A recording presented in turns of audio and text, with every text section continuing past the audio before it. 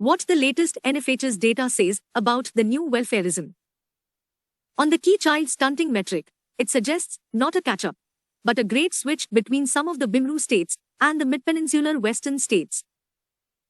Indeed, the decline in stunting achieved by the poorer states such as UP, MP, Chhattisgarh and Rajasthan would be all the more remarkable given the overall weakness in the economy between 2015 and 2021.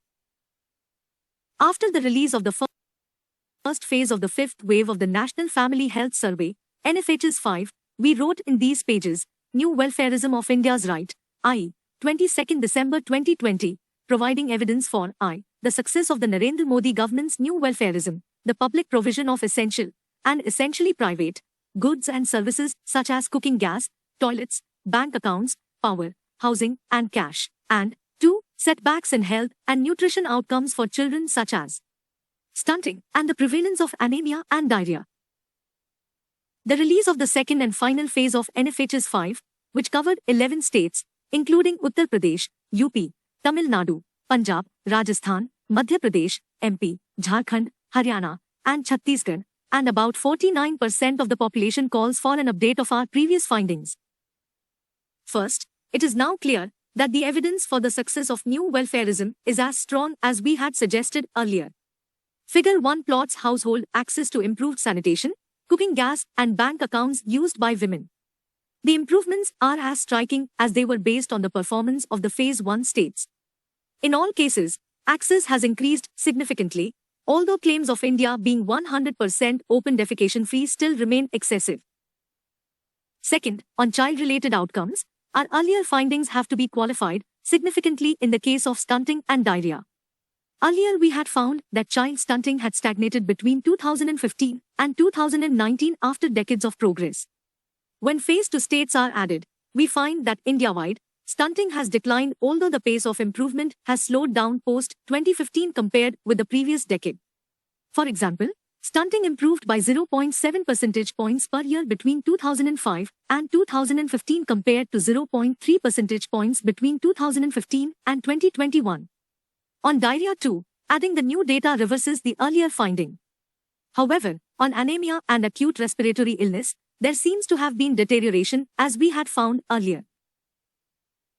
The new child stunting results are significant, but also surprising because of the sharply divergent outcomes between the Phase 1 and Phase 2 states.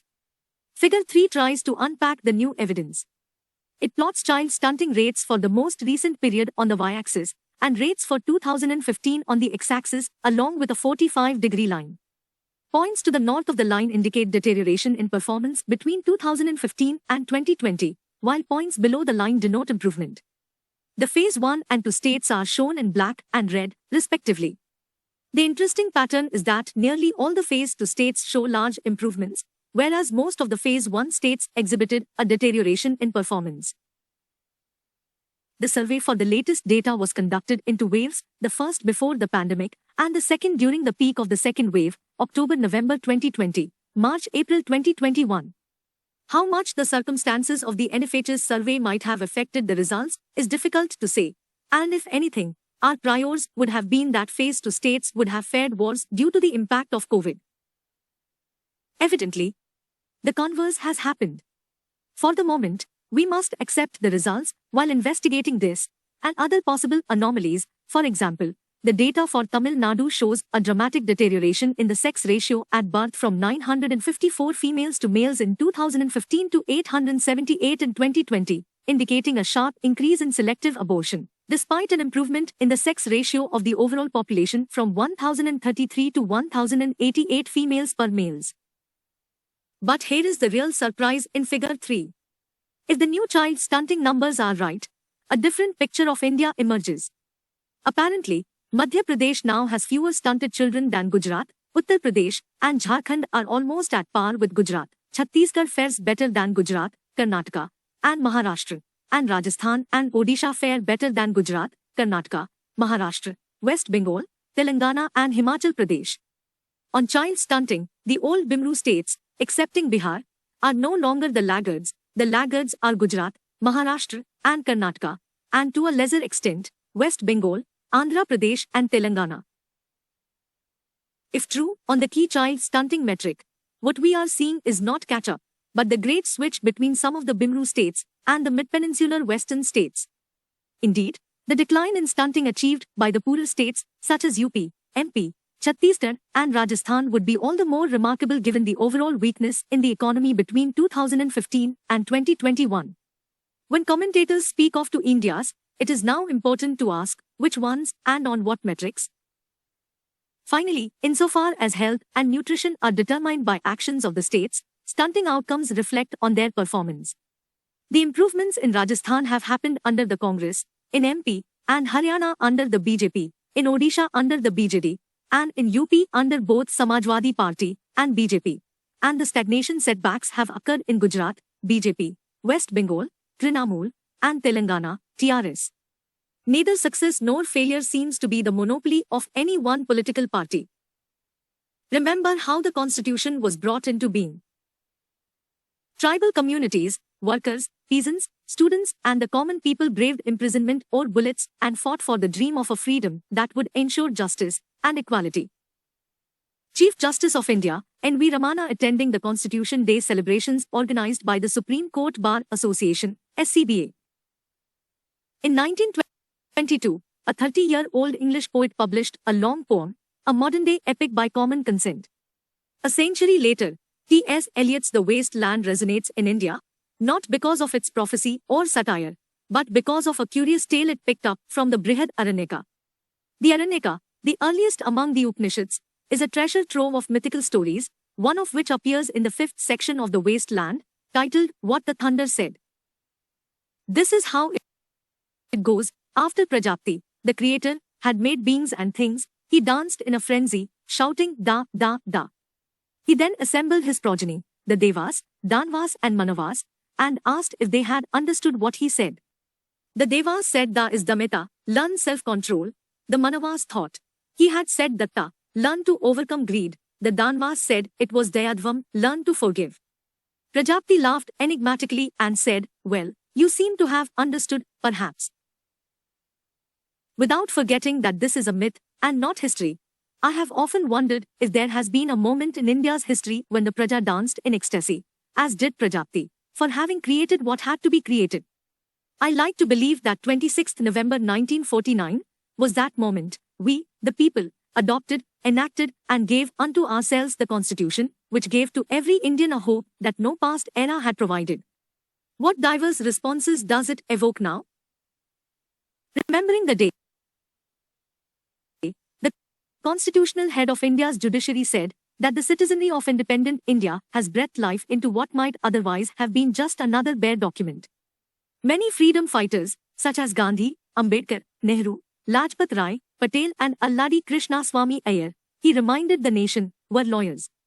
His appreciation of litigants, judges, lawmakers and lawyers reminded the country that it is the people who matter above all. The response to Samvidhan Divas by the principal opposition party was to remind the Prime Minister that the institutions envisioned by the Constitution have been rendered dysfunctional during his regime, and the Constitution was being undermined every day. The thoughts of the Prime Minister on the day revolved round his pet theme of dynastic politics as a threat to democracy, colonial mindset, and misuse of the freedom enshrined in the Constitution as a hindrance in the country's development. His irritation towards those he believes to be hindering development was clear in word and tone. All three paid homage to those who gave up their lives to make India free. Influenced by visuals and films, emotive theatre, stories heard from elders and distorted snippets coming through social media, the nation's memory of the freedom struggle is quite truncated. Who remembers today, for instance, the names of the thousands who plunged into the Quit India and civil disobedience movements, faced the gallows, were shot by the colonial police or rotted in jails? Who remembers that tribe and caste fought British rule in villages and cities, from the Santhal uprising in the 1850s right till independence in 1947? One of those many struggles for India's freedom was the Battle of Aberdeen, a violent clash between the native Adivasi population of the Andaman Islands and the British, and the convicts deported to the penal colony in the Andaman Islands after 1857. Anthropologist Vishwajit Pandya tells us that in April 1859, a batch of Indian prisoners had escaped the penal settlement and wanted to hide in the habitat of the Adivasis. All but one of the convicts were killed, as they had been clearing the forest for creating British settlements. A month later, in May 1859, the Adivasis decided to attack the British establishment, but Dudhnath Tiwari, convict number 276 who they had not killed, betrayed them and reported the plot to the British. As a result, 1,500 tribal men faced the bullets fired from the Navy schooner Charlotte. Why had the convicts attempted an escape? In the previous year, in a single day, on 18 May 1958, scores of prisoners had been hanged, 26 of them deported from the Bombay Presidency alone and most in their early 20s. One finds in the record of martyrs documented by the ICHR that from among those who were deported to the Andamans from the erstwhile Bombay Presidency, a total of 37 were hanged. They belonged to all castes and religions. Of them, 14 were Muslims. Not just in the events of the 1857 resistance to the British rule, but throughout the long history of the freedom struggle, women and men from all castes, communities, religions and regions risked their lives to create a free and forward-looking India. Records show that some esoteric groups did not participate in the freedom struggle, while some individuals submitted mercy petitions and some became informants for the British. However, tribal communities, workers, peasants, students, and the common people braved imprisonment or bullets and fought for the dream of a freedom that would ensure justice and equality. The Constitution was and remains the culmination of that struggle. Returning to the Aranyaka myth, one agrees with the CJI that the people have kept the Constitution alive, despite the clean chits to architects of riots and furs against victims of atrocities. One agrees with opposition parties that democratic institutions have crumbled, outside as well inside the political parties. Yes, the Prime Minister was right in pointing to family-centric action as a hindrance to development. Indeed, catering to only a few corporate families has caused a grave economic crisis for the rest of India. One wonders if, like the mythical Prajapati, the Praja could laugh, for it knows that once the Constitution is no guarantee of always the Constitution. Surely, it is watching through millions of eyes. The politics-policy disconnect in India. This disconnect has grave implications for governance. The opposition speaking in one voice in the parliament helped, but the heavy lifting of organizing in the villages and sustaining the protests was done by the farmers' groups. File. There is a breakdown between politics and policy in India. Decision-making on virtually all governance issues is disconnected from politics and the mobilization of public opinion. The repeal of the farm laws is thus a notable instance of politics and policy coming together, although in conflict. What is striking, however, is that the politics came from farmers' groups, not political parties. The manner in which the government rammed through the 3 bills, tried to bully and delegitimize the protests, and then repealed the laws shows that not only did the government not attempt to build consensus in favor of the bills, but that the channels of feedback from the ground were themselves not functioning properly. The opposition was supportive of the protests, but, with some notable local exceptions, had little role to play in the actual mobilization of public opinion on the ground. The opposition speaking in one voice in the parliament helped, but the heavy lifting of organizing in the villages and sustaining the protests was done by the farmers' groups. This disconnect between politics and policy is not a recent development, though it manifests differently across political divides. The liberal side has a policy-first lens, but is unable to articulate its ideas in a manner which makes for good politics, repeatedly couching its ideas in a bureaucratic framework disconnected from political organization. The impetus for a bureaucracy-first policy framework stems from the desire to remove local political discretion, which is assumed to be anti-people. The result, however, is to increase the distance between the policy initiative and the political organization and thus the conduit for outreach and communication with the public. Moreover, bureaucracy is downstream from politics, and this approach rather than curbing the state may have instead contributed to undermining the democratic process of political accountability since the political class is, by design, not central to the policy in the first place. The right, on its side, has a politics-first lens, but it derives its politics largely from its social agenda instead of issues of governance. In India, the right has a conception of a Hindu India, but it lacks conceptual clarity and a governance agenda for the state. The policy imperatives, if any, are ad hoc and appear to be driven by the demands of running the political apparatus instead of a clear governance agenda. Instead, The right mobilizes public opinion around cultural and community issues where the expectation from the state is not necessarily governance but patronage and protection for preferred social groups. Despite these differences, what is common across parties is the apolitical harnessing of the state as a disburser of different kinds of economic largesse, especially just before elections, as political parties cast about for simple ideas for easy mass communication. There are many reasons for this wholesale breakdown of our political process. Indian politics and the state are weakly institutionalized to begin with, which leads to an all-around fuzziness in the relationship between politics and policy. However, this is as much an effect as it is cause, with the direction of change towards greater deinstitutionalization instead of the opposite. Another contributing factor is that traditional sites of consensus building such as media, civil society, and political parties have developed pathologies which have rendered sustained consensus building almost impossible. Consequently, even on issues at the center of public imagination, we are unable to coalesce around a way forward for constructive action. One reason is of particular interest because it raises the bar to use democratic representation to mainstream new ideas to an impossible height, the excessive centralization of power in party platforms and the head of the government, state, and national. This renders the individual elected representative extraneous to governance even in their own constituency, where their raison d'etre is to provide representation and oversight. This casuality requires its own larger argument, but there are two incontrovertible consequences of this centralization. First, elections can be used to change regimes, but not to extract political accountability since there is no clear channel for representation, and the consolidation of partisanship, which has hijacked public interest, leaving no room to construct a majority on any issue outside of party lines. An added consequence of this conjured partisanship is that party supporters too lack leverage over their party to initiate new ideas or deliberation.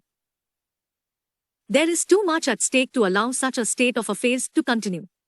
We have the largest youth population in the world, yet in many ways, the political process in our country is especially ill-equipped to respond to the challenge of giving our young a positive sense of purpose or engagement.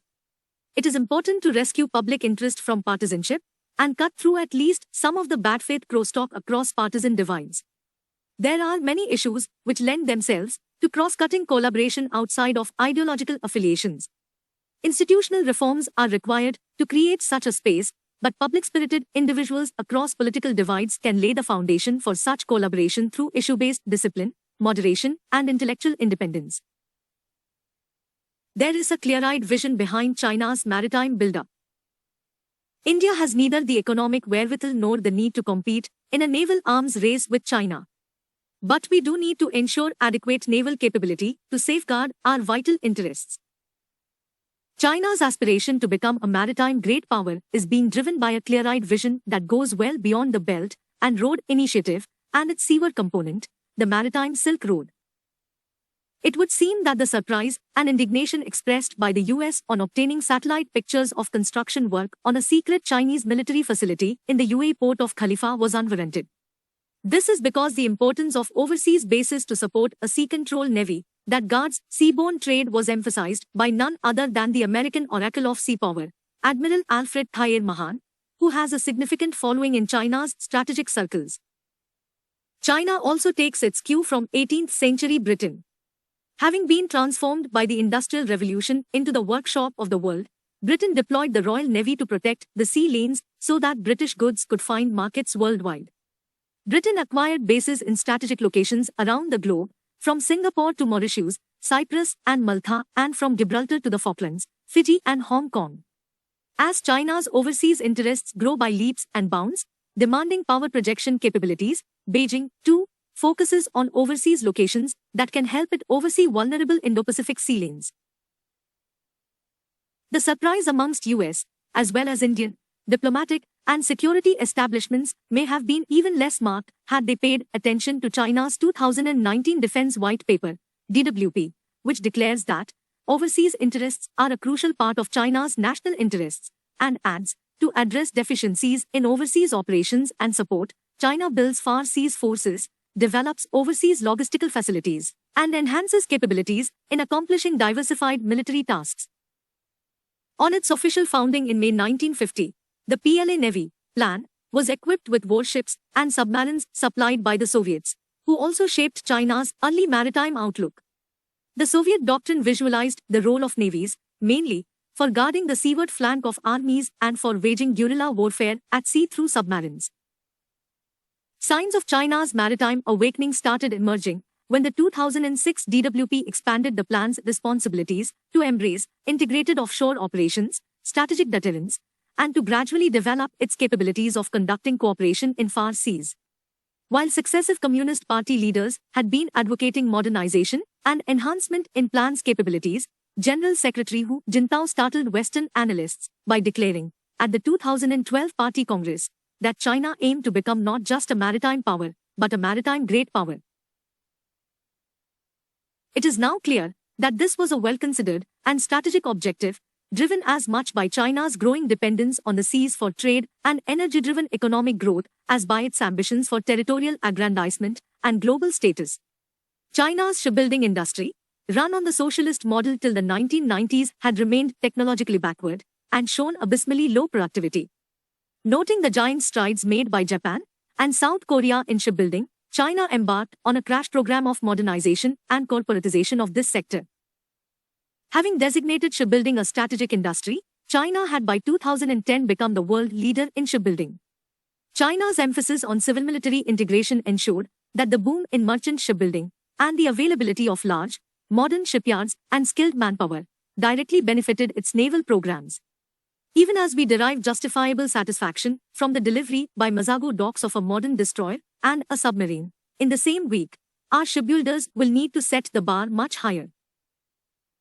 Tangible examples of China's shipbuilding prowess are the commissioning of its first home-built aircraft carrier, the Shandong, in 4 years flat, and the assembly line delivery of 30 Type 54 frigates within weeks of each other in 24 months. By way of contrast, India's indigenous aircraft carrier was 12 years under construction, and a frigate destroyer takes, on average, 7 to 9 years to build. These lengthy build periods are attributable, largely, to the significant import content of our ships, the siren song of Atmanirbharta notwithstanding.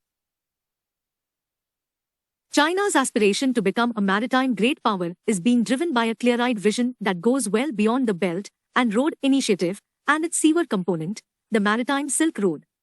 According to the Pentagon's 2021 China Military Power Report, the plan has a battle force of approximately 355 platforms, including major surface combatants, submarines, aircraft carriers, ocean-going amphibious ships, mine warfare ships, and fleet auxiliaries. This force already outstrips the US Navy and is expected to grow to 460 ships by 2030, vastly exceeding every estimate. As we reflect on India's response to China's maritime rise, let us note historian K. M. Panikkar's observation that the arrival of Portuguese adventurer Vasco da Gama of Calicut in 1498 marked the beginning of 4 centuries of domination by European powers, based on control of the seas, simply because no Indian ruler of that era was blessed with a maritime vision, much less a navy. Little seems to have changed as we note the irony that our navy has come into the limelight after May 2020, not because of the entreaties of Indian admirals, but due to the machinations of Chinese generals. India has neither the economic and industrial wherewithal nor the need to compete in a naval arms race with China. But we do need to ensure adequate naval capability to safeguard our vital interests, seaborne trade and energy traffic, as well as marine wealth, present and latent. At the same time, our naval forces should be able to field capabilities in all 3 dimensions, to exercise control of the seas where and when we want, and to deny their use to hostile powers. Our interests also extend to the security and well-being of our maritime neighbors, and while expediting projects like Chabhar in Iran and Aglega in Mauritius, we must reach out to locations like Madagascar, Comoros and Socotra. Calls for enhancing the Navy's share of the defense budget from a paltry 12% to at least 18 to 20% are certainly justified. But, of equal importance, is the formulation of a national strategy for maritime security that goes well beyond building a capable fighting navy and encompasses the upgradation of the full gamut of India's maritime capabilities, including shipbuilding, merchant shipping, ports, seabed exploration and fisheries. As it stands, India's failure to bring a sharp focus on maritime capacity building represents not only an economic missed opportunity, but also a yawning gap in maritime security. Why the suspended MPs will not apologize. Binoy Vishwam writes, they stand by democratic principles and parliamentary procedure. Parliament has been turned into a lawmaking factory, where the brute force of majority overpowers all norms and procedures. The opposition came to the winter session with the hope that, for once, the government would honor Parliament and its ethos by engaging in debate and discussion about the issues affecting the lives of Indian citizens. The customary all-party meeting held by the government and the short speech made by Defence Minister Rajnath Singh fed that hope. Some of us wondered whether such a significant all-party meeting held such little regard for the Prime Minister that it could be skipped. Our surprise was short-lived because we have now learned from our collective experience since 2014 that under Modi ji, Parliament and its proceedings do not require much attention. His presence in the House is so rare that even the Treasury benches make it a point to vociferously cheer and applaud him on the rare occasion that he chooses to visit. On the morning of the first day of the session, the PM proudly claimed, in a public address, that he and his government would answer all questions and issues raised by the opposition. The promise proved hollow. The government passed the farm laws repeal bills without any discussion in both houses on the same day. It justified this action by claiming that a discussion was not required as the repeal had long been demanded by the opposition. But our reading of parliamentary procedure tells us that once a bill is introduced, it becomes the property of the House. In pursuance of that principle, the opposition vehemently demanded a discussion and debate.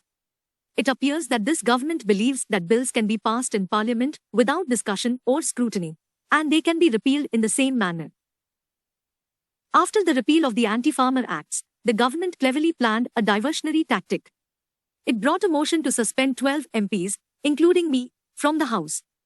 It is quite unusual that in the name of events in the previous session, disciplinary action is being taken in the current one. Government voices are now justifying the suspension based on the report of a committee that was constituted to look into the events of 11th August. However, the said committee's functioning was unknown to anyone and neither it, nor its report, finds any mention in the resolution. Assuming the committee existed, not one suspended MP was given the opportunity to be heard, violating all principles of natural justice. Such abuse of parliamentary practices are not exceptions under the BJP government. Parliament has been turned into a lawmaking factory where the brute force of majority overpowers all norms and procedures. The disrupted monsoon session has been strategically placed at the door of the opposition, while forgetting that for the entirety of the session, the opposition demanded, through every parliamentary tool available, debates and discussions on issues such as the farm laws, price rise, mismanagement of COVID, and Pegasus. On 11th August came the General Insurance Business Nationalization Amendment Bill 2021. Though the nomenclature of the original act talks about nationalization, the 2021 Amendment Bill sought the annihilation of public sector insurance companies. Despite the opposition's repeated pleas to send the bill to a select committee, the government passed the bill in under 30 minutes. It was this draconian bill and unparliamentary action that was being opposed on the last day of the previous session. It is worthwhile here to note the words of late Arun Jaitley. As leader of opposition in 2011, Parliament's job is to conduct discussions. But many times, Parliament is used to ignore issues, and in such situations, obstruction of Parliament is in the favor of democracy. Therefore, parliamentary obstruction is not undemocratic. The government conveniently forgets the fact that disruptions happened only because of its dictatorial approach. As the suspension prevails, many people talk about settling the issue through apologies. The opposition collectively holds the view that such a step cannot even be considered, as we strive to raise our voices in solidarity with the peasants and workers and for the defense of the great values of democracy, for the real spirit of Atmanirbhar Bharat. In such a situation, no self-respecting political party or its worker will tender any sort of apology. We have learnt our politics from a different school than that of Savarkar. Fertile ground. Now that the laws have been repealed, farm unions should join and shape discussions on how to make MSP more effective. Farmers cannot be faulted for seeking some price assurance for their crops that are, moreover, also subject to weather and other production-related risks. Farm unions are set to take a decision on 4th December regarding the future course of their ongoing protests at Delhi's borders. the centre has asked them to nominate names to be part of the committee proposed by Prime Minister Narendra Modi to make MSP, minimum support price, more effective and transparent. The unions must respond positively and join in the negotiations for the next step. With the government repealing the laws, it will be prudent on their part not to draw an intransigent line on an MSP law. For that will foreclose debate on a subject that needs rigorous discussion as part of much-needed agriculture reforms. It is true that the present system of the centre simply declaring MSPs has little meaning if those prices are nowhere being realized by a majority of farmers in most crops. As an analysis in this newspaper has shown, MSP implementation has been effective only for 4 crops, paddy, wheat, sugarcane and cotton, and partly so for 5, chana, mustard, groundnut, tur, arhar and moong. In the remaining 14 notified crops, not to speak of livestock and horticultural produce, MSPs are on paper or non-existent. Farmers cannot be faulted for seeking some price assurance for their crops that are, moreover, also subject to weather and other production-related risks. The most perverse outcome of the existing system is that it induces farmers to mainly grow those crops where MSPs are reasonably assured. And these happen to be crops that are already being overproduced and water guzzling on top.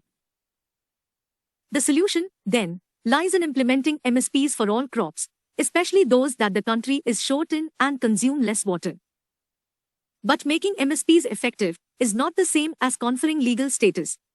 Right to food is possible to implement, thanks to the public distribution system functional in most states, and also it being confined to just rice or wheat in defined quantities, 5 kg per month. How can right to MSP be delivered on the ground to every farmer across multiple crops? It is not feasible, physically or fiscally, for the government to buy and stock unlimited quantities of all crops at their MSPs. At best, some kind of a deficiency payment system, wherein farmers receive the difference between the MSP for a crop and its average market price during the harvest season up to a given level of production, can be considered. But this needs debate and deliberation. By actively participating in it, the farm unions will enrich and shape both decision-making and policy-making. Their stakes couldn't be higher. Bad education. CBSE's response to its own exam question on Gujarat 2002 undermines its integrity and autonomy. That would be a disservice to the CBSE, an autonomous body with a sound record in carrying out examinations and proven expertise in drafting syllabus for schools across the country. NCERT, another autonomous body, mostly provides textbooks. Questions, even difficult ones, are indispensable to education and learning. That's why it is disturbing to see the Central Board of Secondary Education, CBSE, twist itself into a spot by first calling a question in its Class 12 Term 1 Sociology test an error, then apologizing for it, and, finally, promising strict action against those responsible. The multiple-choice question that prompted the CBSE's unnecessary remorse was the unprecedented scale and spread of anti-Muslim violence in Gujarat in 2002 took place under which government? The options for the student to choose were Congress, BJP, Democratic, and Republican. In a Twitter apology, the CBSE said a question violated guidelines that instruct papersetters to ensure that the questions should be academic-oriented only and should not touch upon domains that could harm sentiments of people based on social and political choices.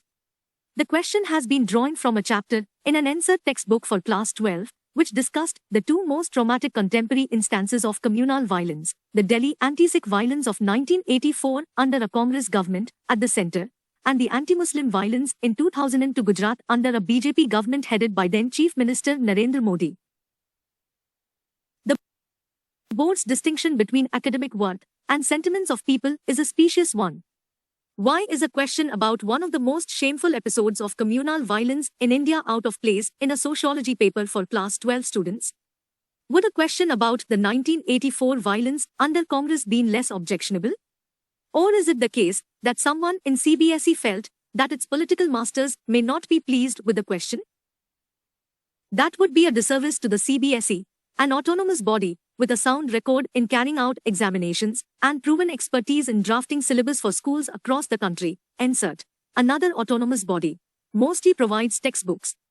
It stands for a certain standard of academic worth, as a result of which a CBSE accreditation is aspirational for many schools. That reputation comes from keeping a buffer between political sensitivities and its work as a professional body. By withdrawing a question from a paper, a question about a scar the nation has endured, the CBSE undermines its integrity and autonomy. It must dump its idea of penalizing the person else who set the question paper. It also must set a better example for students. They surely know how to take questions in their stride, so must the CBSE. Telling a child that some questions cannot and should not be asked is bad education. Word to the wise. As the Buddha once said, don't believe everything you read on the internet. The most recent high-profile fake internet quote incident involved no less personages than Frida Kahlo and whoever handles the Twitter account of New York's Museum of Modern Art, MoMA. Back in 2017, during the golden age of harsh fake news, Ivanka Trump tweeted a quote that she attributed to Albert Einstein: "If the facts don't fit the theory, change the facts." Einstein had said no such thing, but, as one user pointed out in a tweet that went viral, the fact that he didn't only made Trump's tweet that much better. The metaness of the joke would have bewildered us in the good old analog days, but not today, with the transformation of the internet into a fake quote factory. The most recent high-profile fake internet quote incident involved no less personages than Frida Kahlo and whoever handles the Twitter account of New York's Museum of Modern Art, MoMA. Along with a 1940 self-portrait by Kahlo, which shows her with cropped hair and wearing a suit, MoMA tweeted words that have been attributed to the late Mexican artist for at least 10 years. "I used to think I was the strangest person in the world, but then I thought there are so many people in the world. There must be someone just like me who feels bizarre and flawed in the same ways I do." It turns out that this moving, utterly relatable reflection came not from Kahlo, but from a then 17-year-old Canadian girl, who had written it on a blog in 2008 in a flash of teenage angst. To be fair, in the matter of fake quotes, the internet, and social media, in particular, has only built upon something that has existed for as long as human beings have been communicating. As any person who likes to win arguments knows, nothing quite settles a debate like a well-placed, preferably fake, quote from an authoritative source. It's like Mark Twain, one of the internet's favorite sources of fake quotes, once said, "It is my belief that nearly any invented quotation, played with confidence, stands a good chance to deceive." Source: following the